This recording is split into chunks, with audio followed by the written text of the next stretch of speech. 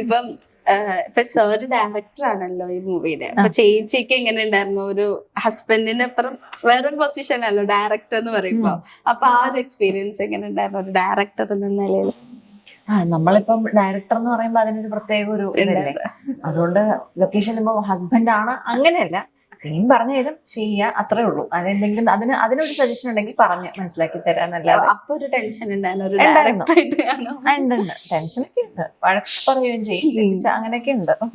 അപ്പൊ ഞാനെപ്പോഴും ലൊക്കേഷനിൽ നമ്മൾ സുഹൃത്തുക്കളാണെങ്കിലും നമ്മൾ ബന്ധം വേറെ വർക്ക് വേറെ എന്നുള്ളൊരു ചിന്താഗതിക്കാരനാണ്. ശരിയാ. നമ്മളിപ്പോ ലൊക്കേഷനിൽ നമ്മള് ഒരിക്കലും ബന്ധം നോക്കാം. ഭാര്യ ഒന്ന് പറഞ്ഞു മക്കളോ എന്ന് പറഞ്ഞു പോലെ അത് ഓക്കെ പറയേണ്ടത് തെറ്റിച്ച ചീത്ത വെക്കൂലേ. പിന്നെ ഞാൻ ഈ മൂവിയിൽ പിന്നെ ശ്രദ്ധിച്ചൊരു കാര്യം, നമ്മുടെ ഫോണ്ടില് കാലം പറഞ്ഞ കഥ എന്ന് പറയുന്നതിന്റെ ഒരു കാളയുടെ ഒരു കയറ്, അങ്ങനെ കുറച്ച് കാര്യങ്ങളൊക്കെ ഉണ്ട്. ഇപ്പൊ പൊതുവെ നമ്മളിപ്പോ പറയാറുണ്ട് സിനിമ ഈ ഫോണ്ടോ അല്ലെങ്കിൽ ടൈറ്റിലിൽ നമ്മൾ കഥ ഒളിപ്പിക്കും, എലമെന്റ്സ് ഒളിപ്പിക്കുന്നു, അങ്ങനെ ഉണ്ടോ? ശരിക്കും നമ്മുടെ നായകൻ കൊലപാതകയായി മാറുന്നതാണ്. അവന്റെ സാഹചര്യങ്ങള് അവനെ ഒരു കൊലപാതകയാക്കി മാറ്റുന്നതാണ്. അപ്പം അതുകൊണ്ടാണ് അങ്ങനെ ഒരു കാലനായി മാറുവാണ് നമ്മള്.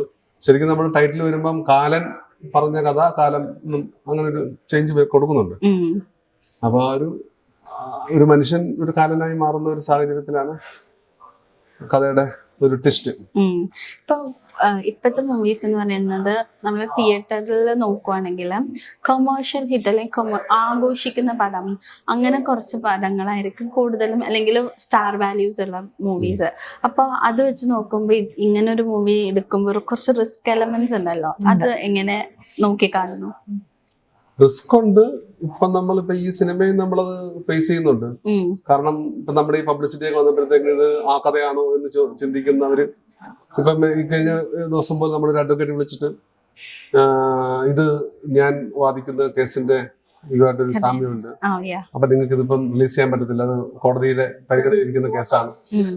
അപ്പം നമ്മൾ പറഞ്ഞു നമ്മളൊരിക്കലും ആ കഥയല്ല പറയുന്നത്, നമ്മൾ സമൂഹത്തിൽ നടക്കുന്ന പല സംഭവങ്ങൾ, ഇതൊക്കെ ഒറ്റപ്പെട്ട സംഭവങ്ങളാണ്. അപ്പം പല സംഭവങ്ങളെ ഓർമ്മപ്പെടുത്തിയേക്കാം സിനിമ. നമ്മൾ സിനിമ കാണുന്നവർക്ക് ഇത് ഇന്നടുത്ത് നടന്നൊരു സംഭവമാണല്ലോ എന്ന് തോന്നിയേക്കാം. എന്നാൽ നമ്മൾ ആ കഥയല്ല പറയുന്നത്, സമൂഹത്തിൽ നടക്കാവുന്ന അല്ലെങ്കിൽ നടക്കുന്ന ഒരു കഥ പറയുന്നതാണ് എന്ന് പറഞ്ഞു നിൽക്കുന്നു.